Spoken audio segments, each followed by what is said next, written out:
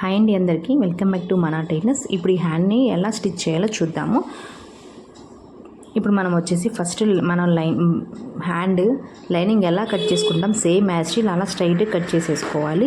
కాకపోతే బక్కరము మన షేప్ ఇచ్చి కట్ చేసుకోవాలన్నమాట. స్ట్రైట్గా గీసేసుకొని మన పెన్ను క్యాప్, మన చిన్న చిన్న క్యాప్స్ ఉంటాయి కదా, శాస్త్రీ బామ్ ఇలాంటివి 110 రూపీస్ కాయిన్ కానీ శాస్త్రీ బామ్ కానీ మెంత ప్లస్ చిన్న చిన్న క్యాప్లు ఉంటాయి కదా, అలా వాటి పెట్టి మన కర్వ్ గీసుకోవాలి. బక్కరం మీద గీసేసుకొని దాన్ని లైనింగ్ మీద మనం అటాచ్ చేసేసుకోవాలి. చేసుకున్న తర్వాత మన ఒరిజినల్ క్లాత్ పైకి ఉంది చూసారా, బ్లౌజ్ ఒరిజినల్ క్లాత్ పైకి ఉంది, దానిపైన లైనింగ్ పైన బకరం పెట్టేసుకుని ఉన్నాము.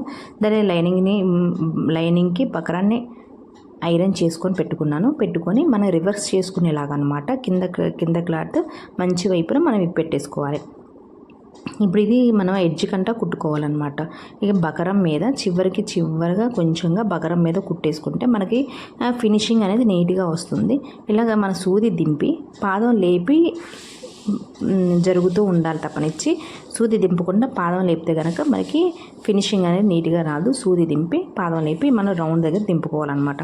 ఇప్పుడు దీన్ని స్ట్రైట్గా ఇప్పుడు కర్వ్గా స్ట్రైట్గా కట్ చేసుకుని ఎక్స్ట్రా క్లాత్ మిగతాది ఇలా కర్వ్గా కట్ చేసుకున్నాము అనుకోండి, బిగినర్స్కి చాలా ఈజీగా ఉంటుందన్నమాట. కొంచెం మధ్యలో ఇక్కడ వచ్చేసి చిన్నగా ఘాట్లు కూడా పెట్టుకోవడం వల్ల ఏంటి అంటే మనం వెనక్కి తిప్పేస్తాం కదా, రివర్సింగ్ చేస్తాం కదా, అప్పుడు ఫినిషింగ్ చాలా నీట్గా ఉంటుంది. ఎక్కడైతే కార్నర్ ఉంటుందో ఆ కార్నర్ అనేది నీట్గా ఫినిష్ అవుతుంది. ఇలా తిప్పడం వల్ల నీట్గా కనిపిస్తుంది అనమాట. చూసారా, చిన్నగా ఘాట్లు పెట్టేసుకుంటున్నాను. అయిపోయింది. దీన్ని రివర్సింగ్ చేసుకుని లైనింగ్ అలా అనుకుని ఇప్పుడు దీన్ని చిన్నగా మనం ఇలా అనుకోవాలన్నమాట. పైకి ఇలా తీసుకుంటే మనకి షేప్ అనేది వస్తుంది. ఇప్పుడు దీనిపైన మనం అనగా కుట్టేసుకోవాలి. ఈ వీడియో నచ్చితే కనుక ప్లీజ్ లైక్ చేయండి, ప్లీజ్ నా ఛానల్ సబ్స్క్రైబ్ చేసుకోండి, కామెంట్ బాక్స్లో కామెంట్ పెట్టండి. చూడండి, ప్రతి ఒక్క దాన్ని మనం పైకి ఇలా అనుకుంటూ ఉండడం వల్ల కొంచెం స్టిఫ్గా అనేది వస్తుందన్నమాట. దీనిపైన మనం అనగా కుట్టు వేసుకుంటూ రావాలి.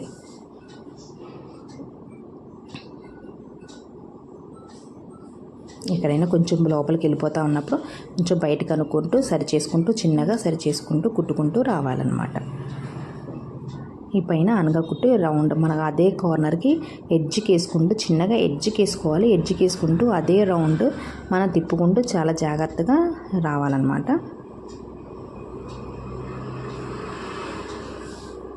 ఇలా ఆపోజిట్ కలర్ అయితే చాలా బాగుంటుంది. నేను కింద same colour sari blouse running వచ్చింది, అందుకని నేను సేమ్ కింద పార్ట్ కూడా అదే వేశాను.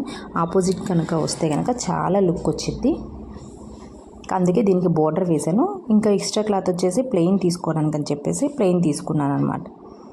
ఇప్పుడు చూసారా, ఎక్స్ట్రా క్లాత్ ఇప్పుడు నాకు దీని కింద ఆ బోర్డర్ కింద జాయిన్ చేయడం కోసం నాకు 2 ఇంచెస్ 3 ఇంచెస్ క్లాత్ ఉంది అంటే 2 ఇంచెస్ 4 ఇంచెస్ దాన్ని ఫోల్డ్ చేసేసి దాన్ని రివర్సింగ్ చేస్తాను అనమాట. మన థ్రెడ్స్ ఉంటాయి కదా డ్రెస్కి, ఆ డ్రెస్ థ్రెడ్స్కి ఎలా అయితే మనం రివర్సింగ్ చేస్తామో అలాగా దీన్ని రివర్సింగ్ చేసి ఒక కుట్టు ఎక్స్ట్రా కుట్టాను అనమాట. మన జాయింట్స్ ఎక్కడైతే ఉందో అలా బొంగగా లెగవకుండా అక్కడ ఒక కుట్టు కుట్టేసుకున్నాను రివర్సింగ్ చేసేసి. మన డ్రెస్ థ్రెడ్స్ రివర్సింగ్ చేస్తాం కదా, అది చేసేసి ఆ జాయింట్ దగ్గర స్టిఫ్గా ఉండడం కోసం అని చెప్పేసి అక్కడ ఒక కుట్టు వేసేసుకున్నాను.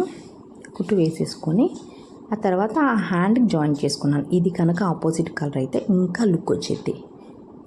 మీకు ఆపోజిట్ కలర్ శారీ ఉంటే ఇలా ట్రై చేసి చూడండి, చాలా బాగుంటుంది. ఇప్పుడు దీనిపైన స్ట్రైట్గా కుట్టేసుకుంటున్నాను. ఫస్ట్ స్ట్రైట్గా కుట్టేసుకొని కదలకుండా ఉంటుంది. స్ట్రైట్గా కుట్టేసుకోవడం వల్ల ఇలా స్ట్రైట్గా కుట్టేసుకొని తర్వాత షేప్స్ ఇచ్చుకున్నాను.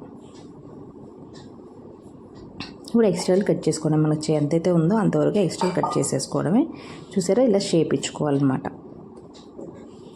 ఇంతేనండి, హ్యాండ్ కుట్టడం చాలా ఈజీగా ఉంటుంది. మీకు ఎవరికైనా నచ్చితే కనుక ట్రై చేయండి. ఈ వీడియో నచ్చితే ప్లీజ్ లైక్ చేయండి, ప్లీజ్ నా ఛానల్ సబ్స్క్రైబ్ చేయండి, కామెంట్ బాక్స్లో కామెంట్ పెట్టండి. టోటల్లీ ఫినిషింగ్ ఇలా వచ్చిందనమాట. చెప్పాను కదా సేమ్ కలర్ వచ్చింది. ఆపోజిట్ అయితే ఇంకా చాలా బాగుంటుంది.